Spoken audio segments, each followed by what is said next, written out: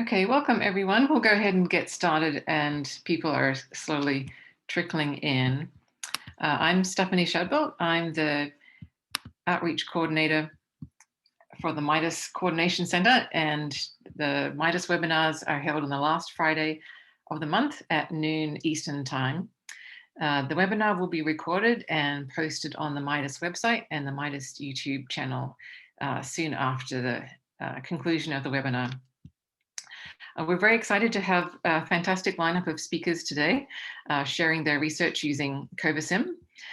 We have Laura White, the Associate Professor of Biostatistics at Boston University, Eric Kolacyk, Professor of Statistics at Boston University, Jasmina Panovska-Griffiths, who is Senior Research Fellow and Lecturer in Mathematical Modelling at University College London, and a lecturer in Applied Mathematics at the Queen's College, Oxford University, and Cliff Kerr, Senior Research Scientist on the Applied Maths team at the Institute for Disease Modeling in Seattle.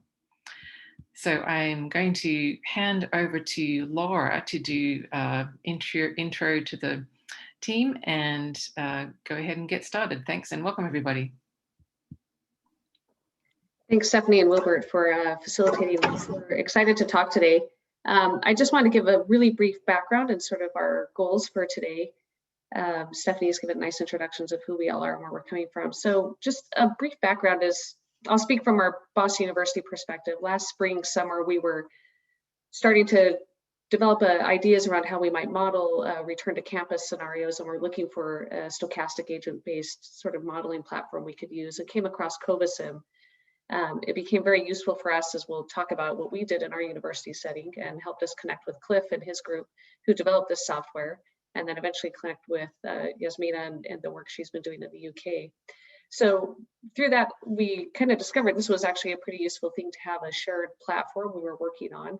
And that's one of the things we hope will come across today, that having this software platform that is developed and being maintained by people who have a lot of expertise in that area has been helpful. And then second, we want to just demonstrate some of the really interesting findings we think that we found using this platform in a variety of settings. So we'll be talking about community level, modeling large university, schools, and vaccine rollout plans using this platform. So Cliff is going to go first and give us just a bit of an introduction on the software and some of the work his group has been doing in Seattle. And then Eric and I will talk a bit about some of the work we've done at Boston University, and then Jasmina will wrap up with work in the UK. So turn it over to Cliff.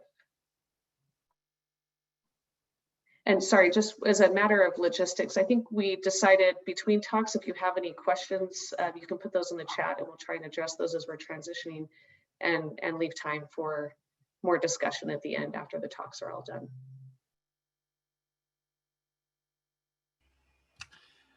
Thank you, Laura. Thank you, Stephanie, and thank you, participants, for joining. I hope you can see my screen. Please let me know if you can't.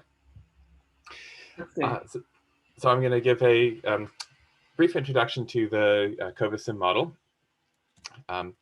And I wanted to first start by acknowledging the absolutely extraordinary number of collaborators who have contributed to the model across many different areas. So in particular, I want to highlight Dr. Robin Stewart and Dr. Ramesh Abeysurya at the University of Copenhagen in Denmark, and the Burnet Institute in Australia, who are really instrumental to the development of this model. And I also want to acknowledge Daniel Klein at the Institute for Disease Modeling, who led the scientific aspect of the work. But as you can see, there have been many people who've contributed across many different areas from many different institutions. And we're also very grateful for our partners at different institutes around the world who have been fearlessly applying this model. So what is Covasim? So Covasim stands for COVID-19 Agent-Based Simulator. There's a website, covasim.org. And the design decision was to make it agent-based because we thought it would be important to include a lot of the heterogeneity that we were seeing quite early on in the epidemic, and to capture a lot of the nuance that isn't possible in in compartmental models. So, for example, how important is it to protect healthcare workers over age 60? What is the role of teachers in transmission? These are questions that are very difficult to answer if you don't have an agent-based model where you can define agents with individual properties. The other major design decision that we used when we were designing Covasim is that we wanted it to be as easy to use and as flexible as possible. So very early on, we made the entire code base open source. It's available on GitHub, and you can also access that from the website. And we wrote it in pure Python, which was a design decision that was made because even though Python isn't the fastest language and agent-based models can be very slow, it does make it does reduce the barrier of entry compared to something like C++. Python is probably the second most commonly used language among epidemiologists after R. We also wanted to make it, again, as easy to get started as possible, and I'll give some examples of that later, but to install it, for example, all you have to do is type pip install a Covasim. So you don't have to worry about all kinds of different packages and installing special things or Docker images or anything. It should all be quite straightforward to install. Because we did develop it in partnership with some professional software developers, both internally and at GitHub. We really focused a lot on the software architecture aspect of it. So almost all of the code is covered by different types of tests, unit tests and integration tests. There are READMEs, full documentation, a set of tutorials, and so forth. So we have really tried to make it a nice software package as well as hopefully a useful epidemiological tool. And at the bottom right here is an example of places where Covasim has been used. So the initial application of Covasim was in Seattle, but it was quickly adopted by other users. It's been used by the Oregon Health Authority, by other collaborators in the U.S., including Laura and Eric, who of course will tell you more about their work. Jasmina, who also will be presenting from London, and then other collaborators around the world. But of course, the point of doing these kind of models is it's not an academic exercise. The aim is to actually save lives. And Covasim was used quite early on in March last year to help set policy in Washington State. So we had a request from the Washington State Department of Health to predict what was going to be happening in the absence of restrictions, which is what spurred the early development of Covasim. We used Covasim to make these projections, and it was partly on the basis of that information that Governor Inslee decided to close schools and institute the first lockdown order. There have subsequently been a number of other policy applications. Here's an example from September last year, where the Australian state of Victoria was dealing with a surge of infections, and Covasim was used to estimate how quickly the state would be able to open back up. There are a number of publications available on Covasim. This is a partial list. In this talk, I'll be focusing mostly on this first one here, which is just the methods manuscript in which we're about to put up an updated version of. I'll also be talking about number 4 here a bit in the application section, and then Jasmina will be partly covering number 2. But certainly happy to share other publications with you, and others are listed on the website. So in terms of methodology, Covasim has a pretty standard structure. So it's just a SCIAR model implemented through agents. So people are susceptible, they become infected or exposed, and then they can take one of 2 routes. Either they're asymptomatic and move to recovered, or they can become pre-symptomatic and then go through different stages of disease severity. And then if they reach the critical stage, then they might die. Covasim doesn't include a extremely sophisticated within-host viral dynamic model, but it does include that there's a period of higher infectiousness at the beginning of the infection, followed by a lower period. It includes variability of viral load between individuals. So you can see, for example, here, individual 51 has much higher viral load and is much more infectious than, say, individual 56. And it does use viral load to change infectiousness. So some people in the model are much more infectiousness than others, which we found was required to explain super spreading events. So the fundamental calculation that occurs in Covasim is the probability that a given agent on a given time step will change from one state to another. So for example, these could be from susceptible to infected, from undiagnosed to diagnosed, or from critically ill to dead.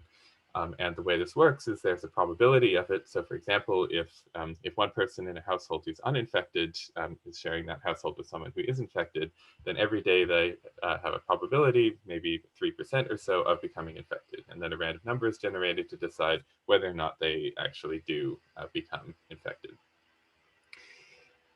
And again, when we were designing Covasim, the sort of overall design philosophy was that common tasks should be simple. So there's certain things when you're modeling that you want to do over and over again. You always want to define parameters. You always want to run a simulation. You always want to plot the results. And so we tried to design Covasim so that those common tasks would be as easy to do as possible. But that said, we also wanted to make it flexible so that if the user did want to do something that wasn't directly supported by the code, it wouldn't be too difficult for them. So here's an example. This is a complete code example where the user can define a custom intervention for protecting the elderly and run a very simple simulation with 100,000 people and get this kind of output.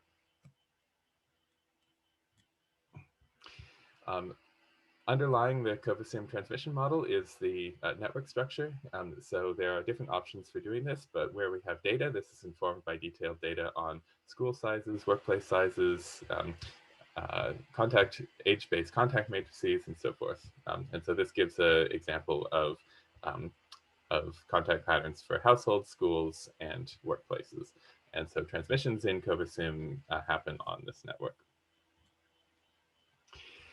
Although we have designed Covasim to be very much based on ease of use, we've also cared a lot about performance. And we used a Python package called Numba in order to really get as much performance as we could. And what these results show is that performance of Covasim is comparable to a C++ model, even though it's written purely in Python. And this makes it feasible to run even quite sophisticated analyses just on a personal laptop. There's also a web app that's available, although this is still in development and is more useful for basically exploring simple scenarios rather than doing actual policy analyses. Here's a more detailed example. I won't go into this in detail, but basically what this is showing is, again, this is literally the complete amount of code. There are no hidden parameters or other inputs or anything that are required to create this figure. So in this example, we create a population of 200,000 people, and then we add a number of interventions corresponding to school closures, a reduction in mobility in the workplace and community layers, and then these partially reopen, and then we implement a testing and contact tracing program. And you can see here that the vertical lines are the dates of the interventions, and you can see that infections start reducing. Then when there's reopening, they start increasing until the testing and tracing program kicks in. So the hope is that with really not that many lines of code, you can start investigating some realistic policy scenarios. Covasim, of course, does have a number of limitations. So agent-based models are slow. We have done what we can to make Covasim fast, but it still takes at least a few seconds per model run. And when you add in interventions and so forth, that a single run can take tens of seconds.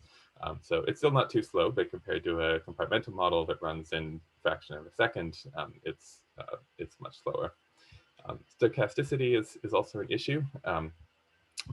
because it means that a single run is not the ground truth. You have to do many runs in order to have the model in order to get statistical results. Of course, data is not always available, and things like cases can be very difficult to relate to actual infections when data are sparse. We are still, even though we know much more about COVID now than we did a year ago, there's still considerable uncertainty, even in very basic parameters such as the infection fatality ratio. Geography and mixing are not currently included in Covasim. And lastly, as you're all aware, the situation is still shifting rapidly. We're still working out exactly how much more infectious the new variants are. We're getting new vaccine results almost by the day. And of course, national policies are changing all the time. So while we do believe Covasim is a relatively flexible framework for handling these different changes, it's not a panacea. There's still a lot of work that's required in order to keep up to date with all of the latest changes. And I just wanted to mention that it's also not the right tool for everything. There are other models out there that are quite similar, in particular OpenABM COVID-19, developed by the University of Oxford.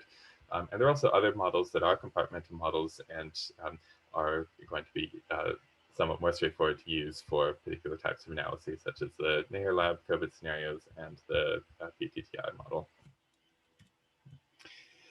Just very briefly, I will go through a particular application, which is we were asked by the Washington State Department of Health to ask what would be required to transition from mobility restrictions towards a test, trace, and quarantine-based containment approach. We began by calibrating the model to data.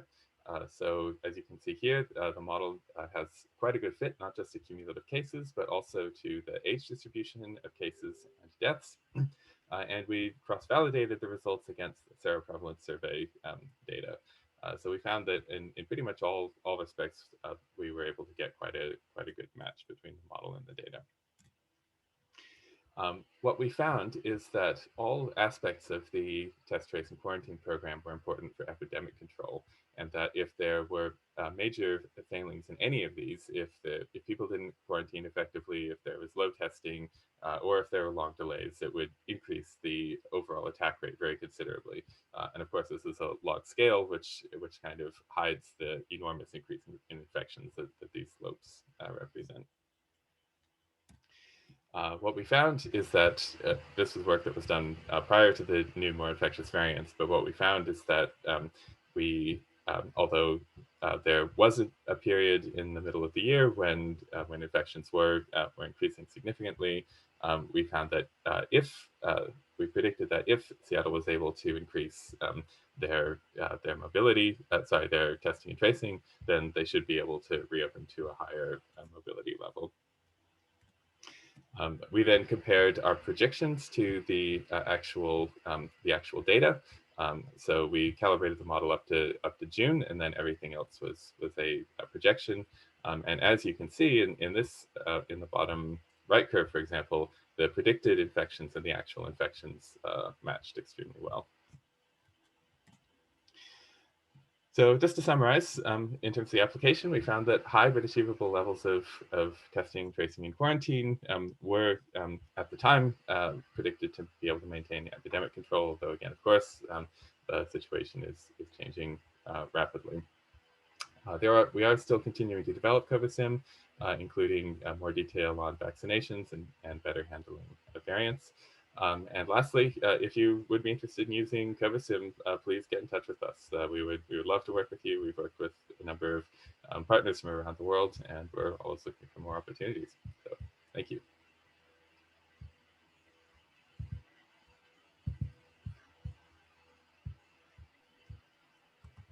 Thanks, Cliff. I think we'll transition to Eric now. It looks like there's a chat or a question in the Q&A, and I don't know, Cliff, maybe you can just respond to that there while Eric's bringing up his slides.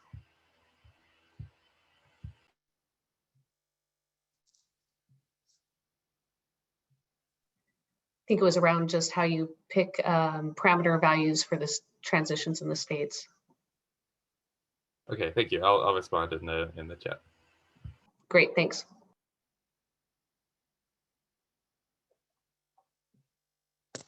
Okay, everyone can see my slides and hear me? Yes, we can. Okay, wonderful, thank you. All right, so I want to echo the thanks to MIDAS for supporting this event. I'm going to talk here with Laura and tag team. I'm going to do the front half. She's going to then present the back half about the monitoring and surveillance that we did at Boston University. So this is work that starts probably around March. And some of the insights that Laura will talk about are things that are emerging even just in the last few weeks as we put together a paper around the VUE experience for the fall. So as for many of you, it's been this has been a process over many, many months. There's been a lot of people involved with this. This is really only a slice that is most immediately touched by the modeling that we've done. Laura and in biostatistics, institutional research was a huge player in what we did here, as well as our IS&T teams. In a nutshell, we ended up using Covasim to support modeling that in turn supported a great deal of the planning discussions that were being done at our university in the summer. The data that we used was, these groups were critical in allowing us to be able to access that data, pull it together in appropriate fashions. We were in touch as well with our MAG, or Medical Advisory Group. The BURST group there is a surveillance group that was led by David Hamer and a number of other colleagues in public health. And then we had students involved as well as researchers from the BUIS&T. So this is quite a large endeavor that was in turn connected to the overall university endeavor. I'll tell you a little bit about what we did for modeling transmission. So my background is in network analysis and statistics. Around the time of April or so, as you were beginning to hear about modeling being done, I thought, gee, I know I've seen people do agent-based modeling. I wonder if anyone's doing it particularly about COVID. And I did my due diligence and came across Covasim. The Covasim is something we adopted because we very early on realized that we were going to be doing some variant of SEIR type modeling, but there were parts of that we very much wanted to, from a coding perspective, hack to really particularly represent Boston University. We are a very large urban institution. We're right in the middle of Boston, in the much Boston area. And we had the ambitious goal laid out in June that we wanted to read in the fall. We had shut down in the spring like many other folks. We were looking at whether it would be feasible, for example, to stand up our own testing facility, which we did ultimately, doing roughly 5,500 tests per day the entire fall semester. But that was a major lift and a major investment. We knew we would need the contact tracing around that. We knew we would need messaging. We knew we would need management. We knew we'd need a host of things around that. And at some point, the call came out as to could modeling help support some of this decision making? And so the goals around this modeling were to use it primarily to provide qualitative insight. We very early on were messaging people that we did not anticipate being able to try and produce accurate quantitative numbers around exact infection rates. We were in particular using the modeling to talk about the relative efficiency of various potential decisions and directions that were being discussed around the fall 20 reopening. We wanted this to be informed as much as possible by VUE data, but aware that there are going to be limitations. And then finally, we decided that in terms of dynamics, we were going to focus primarily on classroom instruction and on residential housing.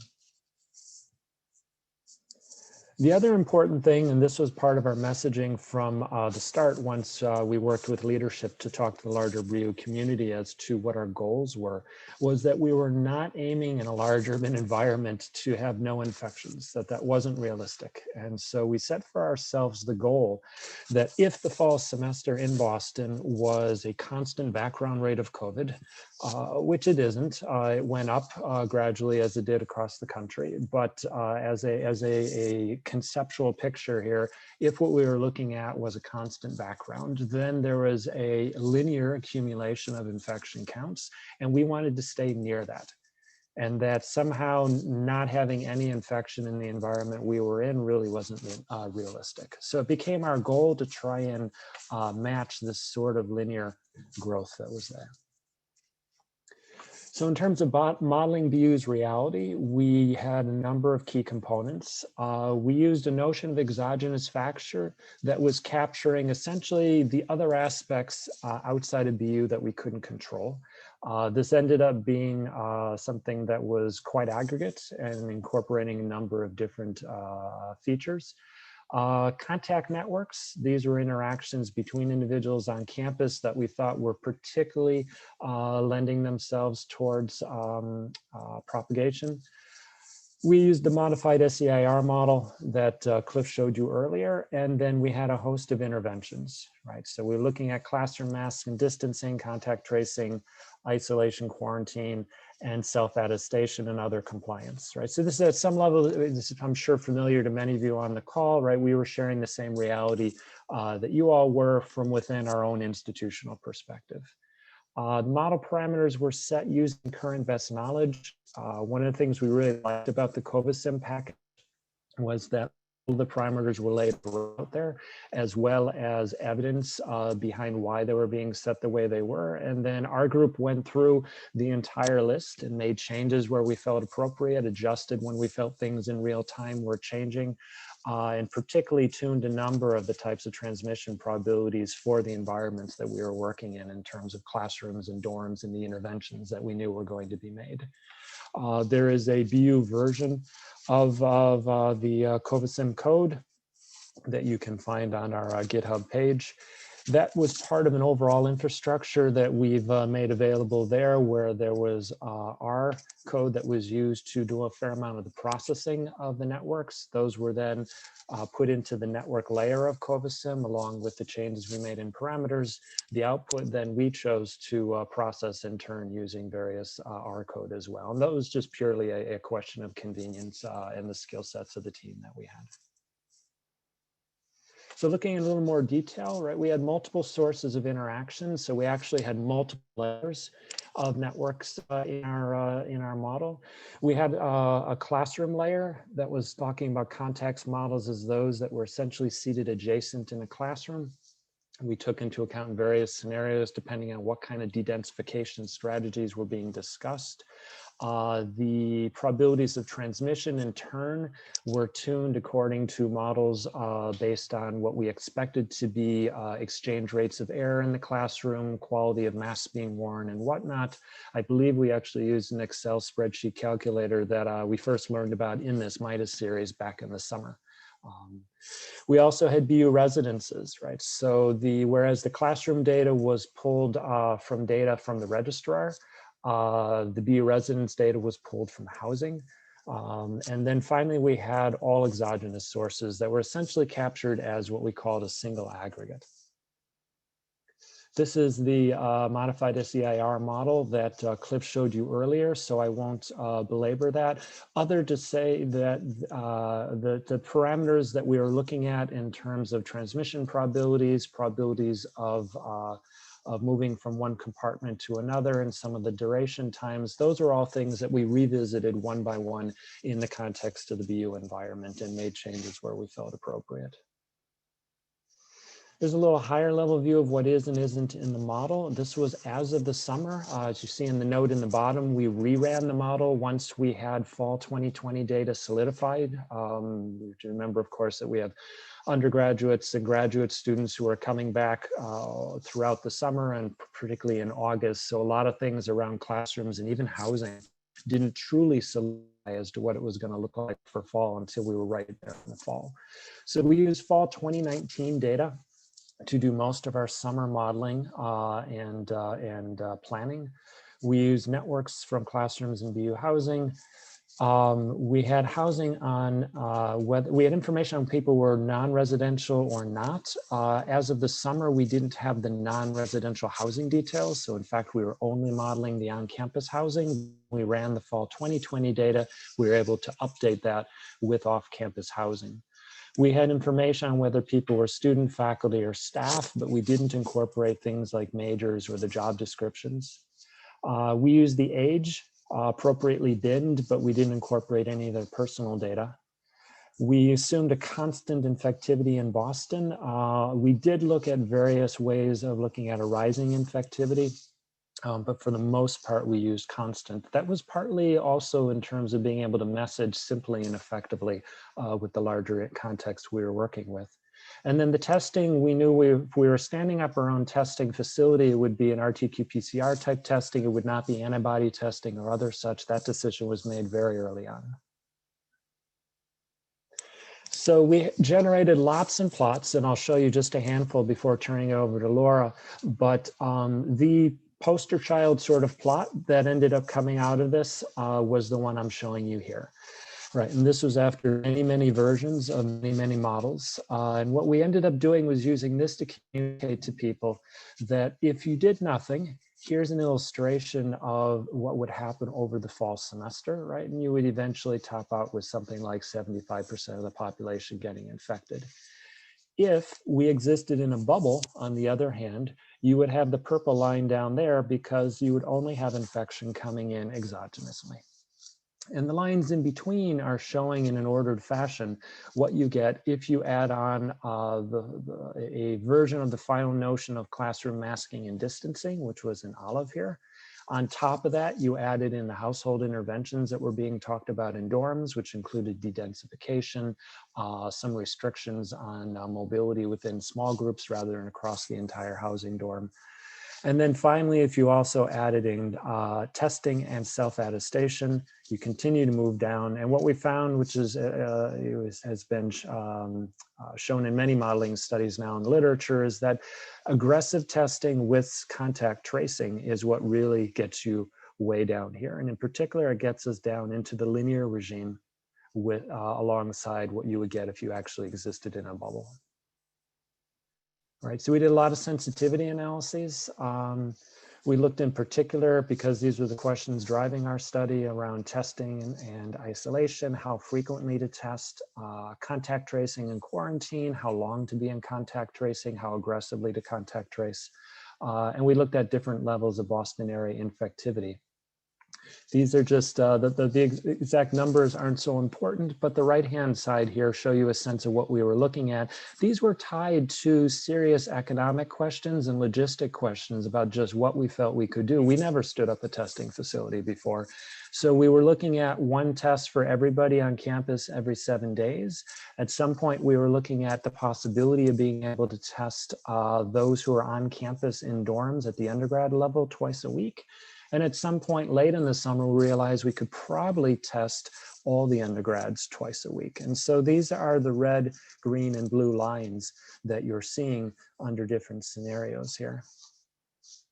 And then contact tracing, we also had a lot of discussion around, should this be something where we could expect, we would be implementing, of course, best practice, but could we expect to maybe effectively only identify roommates accurately, or would be able to work within the household structures that had been imposed now on the dorms?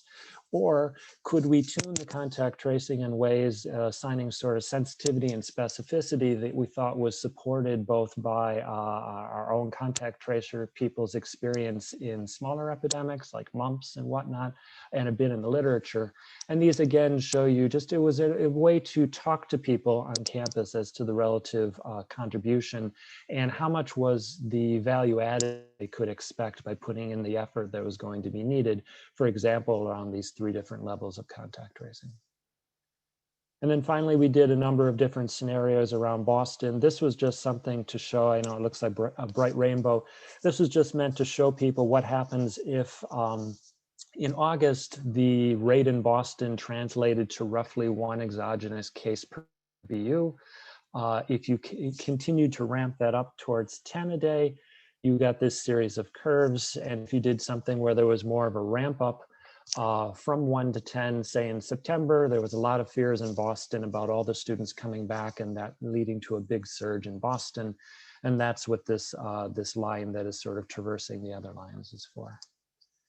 So let me wrap up with a couple high-level points. You know, we plan for a large portion of BU employees to be either largely or entirely off campus. That was part of our plan, and that allowed us to focus largely on classroom and housing information on campus. The modeling suggested that it was feasible to keep BU in the linear regime that we were talking about here if we start with the screened and clean population, which is what we did in August. All the undergrads were brought back in a slow succession over 3 weeks. We used testing, quarantine, etc., and then we started the semester.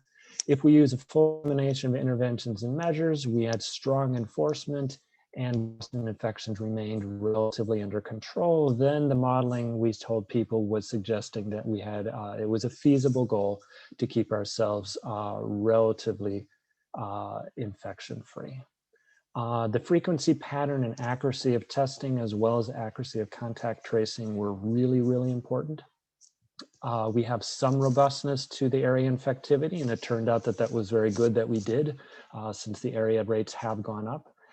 Compliance protocols were absolutely critical, and there was a massive communication campaign that went with all of the BU plans once everything was implemented, and continued throughout the semester to make sure that we had compliance at as high levels as we could get them.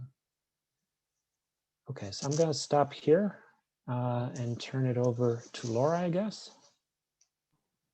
Great, thanks, Eric. Just pull up my slides here. All right, great. So I'm going to shift a little bit from where Eric left off, sort of where we were in our planning scenarios at the end of the summer as we were bringing students back onto campus. And what we ended up doing is we got into the fall and how we thought about monitoring to see if things were working or not. So what we thought about initially is maybe we could continue to use our Covasim-based model in the fall and just update it as we moved along with up-to-date data on students and faculty infections, as well as where we were having any changes in testing or compliance and whatnot. So that was the goal. It seemed like a good idea, and that would allow us to do projections and adapt to what we were seeing happen on campus. In reality, as we got into it, we realized this was actually not going to be a really useful exercise. And I'm going to try and explain a little bit why that was. But in the crux of it is that essentially our interventions were working so well, we just were not observing infections or transmission events anywhere that our Covasim-based model really was meant to capture. That is in classrooms and in housing. So most of our infections were really occurring outside of those scenarios. So this is just a little bit of data. As Eric mentioned, we've been kind of going back and looking through our fall data and putting things together. As we looked at contact tracing data, specifically on the students, and they reported the types of close contacts they were having where you can imagine infection occurring, this is what we were seeing. And notable is what we weren't seeing, which is we weren't seeing a lot of close contacts with people labeled sort of classmates, meaning classroom type interactions, nor with professors. And those are labeled in the blue and red on these charts. Where we were seeing a lot was sort of among friend networks, and as the semester progressed, especially as we got into the holidays, with family. And really this kind of not well-defined other category, which was capturing a lot of really off-campus type of interactions that students were having. So one way we felt we could interpret that is really the interventions were working quite well. We just weren't having a lot of transmission occurring on campus, which was good. People were getting infected, but it was really happening from other types of scenarios, and it just wasn't catching fire in the university setting. So we were really relieved about that. The other, I think, interesting story from this is we've looked at our patterns and cases over the fall semester, is that we saw really our cases were following kind of the general trends in the community.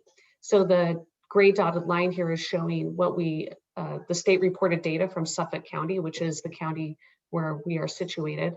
And then you can see the different sub-communities of BU broken down, our staff in yellow, and then different student populations, undergraduates and graduates, as well as faculty.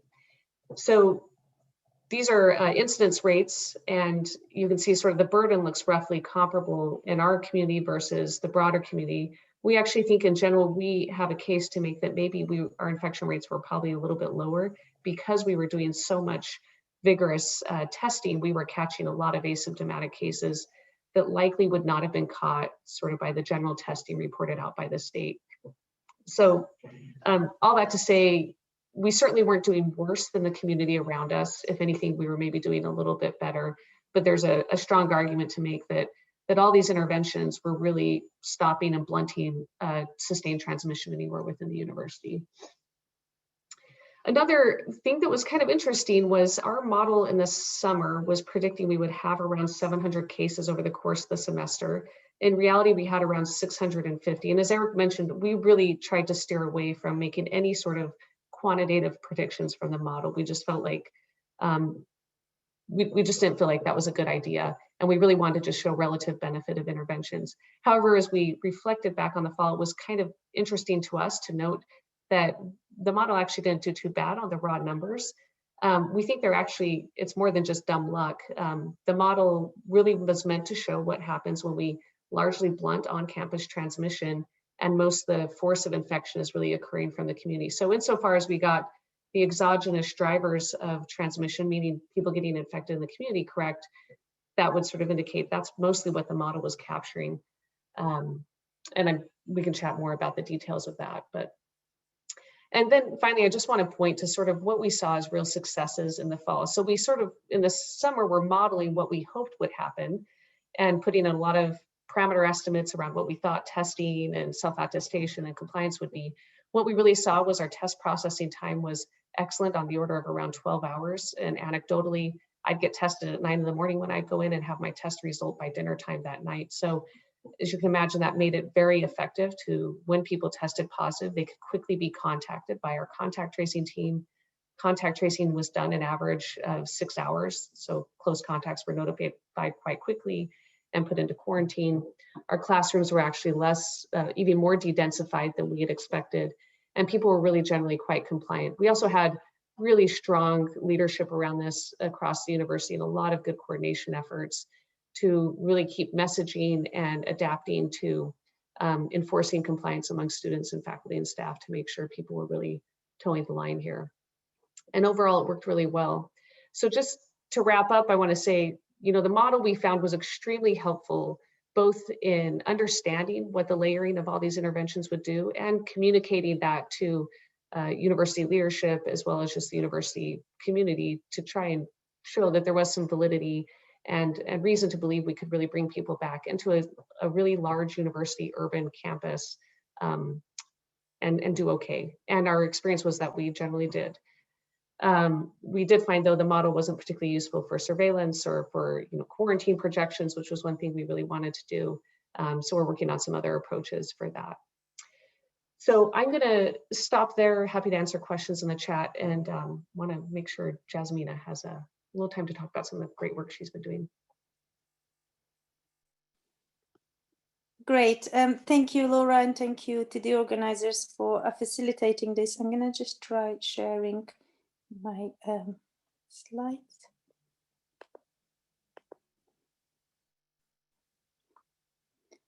Can everybody see my slides? Not, oh, they're coming up now, I think.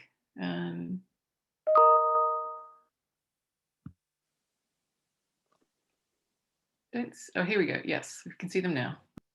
Okay. Right, so we've heard a lot of stuff about the technical aspect of Covasim and the application of the adapted framework to the Boston University. What I am going to talk about, first of all, I'm going to thank the people that I have worked with, and this includes Cliff and the team at the Institute of Disease Modeling, and Robin at the University of Copenhagen and the Burnett Institute, but also includes the team within UCL led by a professor in adolescent health, Russell Weiner, and behavioral science, Chris Bonnell, as well as a collaboration with William Waits at the London School of Hygiene and Tropical Medicine in the UK. When I started modeling COVID, my approach was that I, as a mathematician, I would like to use a detailed mathematical model, make use of the available data in order to understand this complexity of the system that we were put in with the transmission of this new virus, and explore what detailed interventions we can use across settings, all of it with the aim of doing new science that will advise scientific and policy decision makers around COVID-19 in the UK. the group, myself and my group, we have worked across different projects, and Covasim is one of those. So details can be found on that website. Before I dive into some more details around working through the questions that and what I'm going to showcase today, I'd like to just run you through the number of questions that were really at the forefront as 2020 was coming across in the UK. So as we identified this new virus in February, the questions were around how we can contain the spread that looks to be exponential, and whether lockdown, i.e. strict social distancing, may be able to suppress it. This was linked to work of developing the PTTI model, where we incorporated different test and tracing strategies within a classic SEII framework, followed by work where we looked at reopening schools, universities and workplaces, and I will mention the work around reopening schools. This was linked to, if we reopen schools, when do we do it, and how do we do it in the most effective way so that we can balance protecting lives and livelihoods. The imminent questions, as it became evident that all schools are due to open in September, was how are we going to do this safely, and should masks be worn? And the work that I did using the Covasim, I will mention a little bit later on. There was a follow-on work around as we started to see this resurgence of the virus in late September, what is the most effective way to suppress it? Could short circuit breakers, where everything closes for a short amount of time, or a partial national lockdowns where, for example, schools remain open whilst the rest of the society closed? Can those be the solutions to containing the resurgence? In October, the UK started a mass-scale testing of asymptomatic people using lateral flow testing, and we were interested how this can be incorporated. Again, use Covasim to look at what these changes in the strategy of testing has an impact on the onwards epidemic trajectories. We realized that the level of compliance and length of isolation and adherence to isolation, so similar aspects that were noticed in the work by Laura and Eric, was important. So we went on and considered how do changes in these, in a sort of phase plane analysis within the Covasim modeling structure, can tell us more. And finally, the most recent work is around the impact of different vaccination strategy. So this is just to give a flavor around the work that was going on. And now in the next few minutes, I'm going to zoom on specific questions that were answered using Covasim. So just to give an overview of the collaboration here. So I had previously worked with Cliff and the team on a different mathematical model for spread of HIV called Optima HIV. And when we were faced with the resurgence of COVID-19, I approached Cliff, and he told me about Covasim, and I then decided that similar to Eric and Laura, having searched the landscape of available models, Covasim was ticking a lot of the boxes that I wanted to a mathematical model to have detailed, well documented, very well supported by the team, and importantly, being able to answer a lot of the questions that policy decision makers wanted to answer. So one of those questions was, should schools reopen in September? And this was a question and work that we started looking back in May 2020. But really in the summer that year, it became really important to assess the impact of the different lockdown strategies and consider what would be the outcome in the epidemic trajectories if, for example, schools open partially rather than fully, or fully, and if they open fully, what other system changes might be necessary in order to assure that the epidemic trajectory doesn't continue surging, but potentially has a turning point. So specifically, one of the questions we looked at was estimating the level of testing needed to avert the second wave, and related to this, the coverage of the tracing strategy. So the work that I'm showcasing on this slide has been published, was published in August in the Lancet Child and Adolescent Health. And our answer at that time was that we can either have a second wave or not. I think history showed us which way we went. And the idea here was that if we have a high coverage of the test, trace and isolate strategy, then it may be possible to mitigate the second wave in the UK in the second half of 2020. So it was important that for us to evaluate the sort of parameter space of the test, trace and isolate. So we looked at different combination. What I'm showing here is one combination where we increase the symptomatic testing rate, and we consider how that and we see how that second wave gets squashed. Follow on to this work, as schools were reopening in September, was important to make sure that the reopening was done in the safest way possible. So one of those questions was whether students should be wearing masks. Our work that I'm showcasing here has recently been accepted at Scientific Reports and is due to be published soon.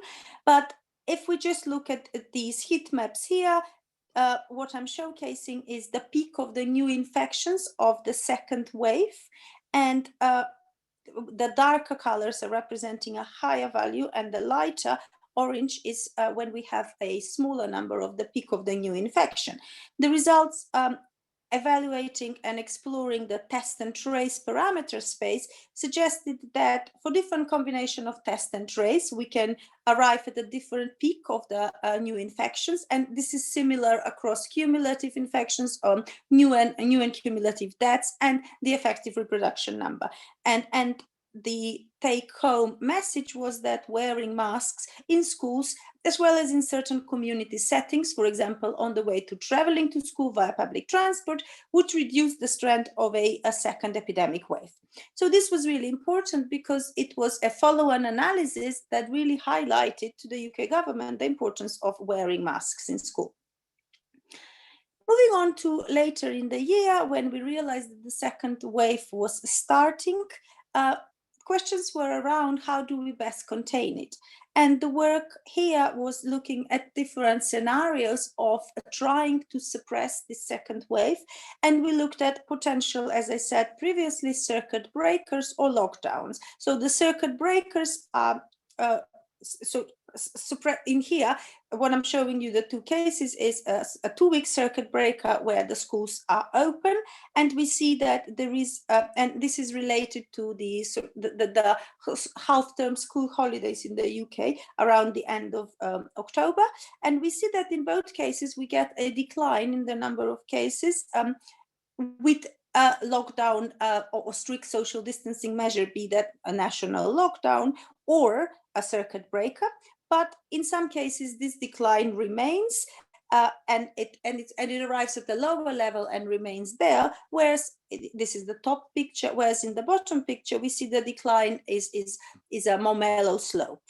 But this work was really again important, that it gave different options around what strict social distancing measures may be needed to control the second wave.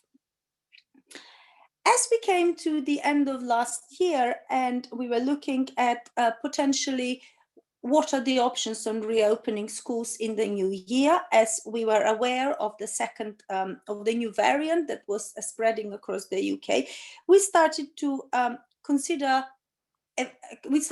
adapt Covasim, the Covasim model that we had for the UK, to include, first of all, the second strain, and then the vaccination that was started in December across the UK. The question that we tried to answer at this point was, if we have certain assumptions around the vaccination that we know, and if we incorporate the second variant, so the B117 variant, in the mathematical model, how would the epidemic trajectories look like, and what would happen to these epidemic trajectories should the schools reopen in January? What I'm showing you in these graphs, and this work has recently been submitted to the BMJ Journal of Epidemiology and Community Health, and the preprint is imminent.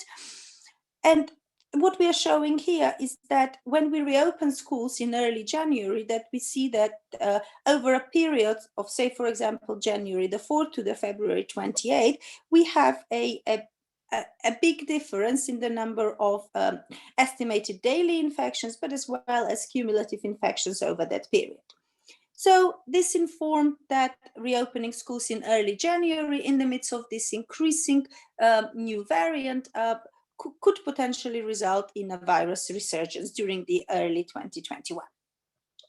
The most recent work that I have been doing, and this is again in collaboration with the IDM, is trying to model the vaccination that has been rolled out in the UK. So the adaptations for this part was including the new strain and results. So we included the new strain as a logistic growth curve that was increasing in proportion from late September to a point in future. In our case, we modeled it that it would reach potentially 75% of its capacity by the end of January. And based on these assumptions of modeling this, we calibrated the Covasim to the most recent data across for the UK nationally. And this calibration suggested that the results are consistent with including B117 within the modeling framework, meant that it was around 60% more transmissible, more infectious than the previous strain. And this is in line with the results that have been reported by other studies across the UK. The novelty of this work was that we included vaccination, and so the Covasim framework allows vaccination to be included as a 1-dose regime or a 2-dose regime, and given a certain number of weeks apart. It allows the modeling, it allows the vaccination to either be inducing reduction in the disease acquisition, or it can block transmission. And we made assumptions around the number of doses that are given based on the numbers that are reported publicly in the UK. Similarly, we made some assumptions around who is going to be receiving the vaccine and what the efficacy of that is. And at the moment, the vaccination strategies that we are looking at are not differentiating different vaccines. So what I just said, simply put, in terms of vaccine model assumptions and vaccine rollout assumptions, suggests that if we didn't have vaccination in the model, looking at the schematic, we would have a person that is infected with a certain likelihood and ending up with an asymptomatic or a symptomatic infection, whereas including vaccination changes this with a certain probability. If transmission is blocking, then it's the probability P rel trans, and if the probability is if the vaccination is protecting against symptomatic disease, then it's P rel sim. So we try to do this in the simplest way possible, and in the concept of just changing two model parameters, which define these different characteristics of a vaccination strategy. And as I said, based on certain assumptions which are changeable and can easily be run as different scenario analysis within Covasim. This is very preliminary results. And the concept of modeling here is we have the epidemic as it is in the UK on the 25th of January, calibrated to that date in terms of cumulative cases, deaths, and hospitalizations. And then we have within the system the new variant, and we then look at a different sweeping through the parameter space of the P real symptomatic, so the characteristics that the vaccine is affecting symptomatic disease, and P real trans, which is the characteristic that the vaccination is inducing transmission blocking. What we see in these preliminary results is the comparison between if we continued to have a full national lockdown between 8th of March and 30th of April this year, and if schools fully returned with the rest of the society remaining in a partial national lockdown. So FNL stands for full national lockdown and PNL stands for partial national lockdown. These preliminary results suggest that we have a lighter green on the right-hand side of the graph, suggesting that in presence of this new variant, as the vaccination assumptions that I caveated on the previous slide, there is a potential that the number of cases may increase when schools reopen, but we need to do further analysis and really understand better these vaccine assumptions and how realistic they are, because before we are sure about the change in these two scenarios. But if we were to use that vaccination strategy and then we looked at scenario analysis based on a point estimate for transmission blocking and a point estimate for the effect on severity of the vaccination, and then we run the mathematical model for the period of 8th of March to the 9th, I think here is to the end of April, then under different scenarios of reopening schools, we can evaluate what will be the difference in both estimated daily infections and total number of infections over this period. The bar chart on the right-hand side are very similar, suggesting that over this period, under different reopening of school strategies, we are going to get a similar number of cumulative infections. So if we look at the daily chart, there is a slight difference there. And I will also say to you that looking at the right-hand side, those of you that mathematicians will straight away say those are really wide intervals. And yes, it is true. So the point estimate and the confidence intervals here are telling us that we have a large amount of uncertainty. And I would really allude to note that, because one of the aspects of mathematical modeling is that it does give us a potential picture of the future, but we have to say the point estimate and we have to say the uncertainty.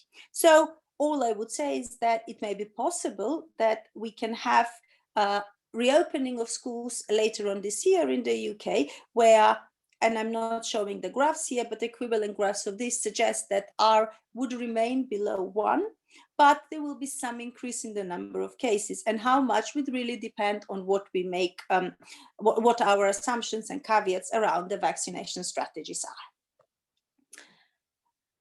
So just a broad summary to finish, which is I really think that models combined with data, robustly calibrated and really caveated around what the assumptions are, can inform science and advise scientific and policy decision makers. In the UK, modeling has been and remains at the forefront of this, and our group has been actively involved in this, and we continue to do so in this ever-changing modeling landscape. So that is me done. I will stop sharing.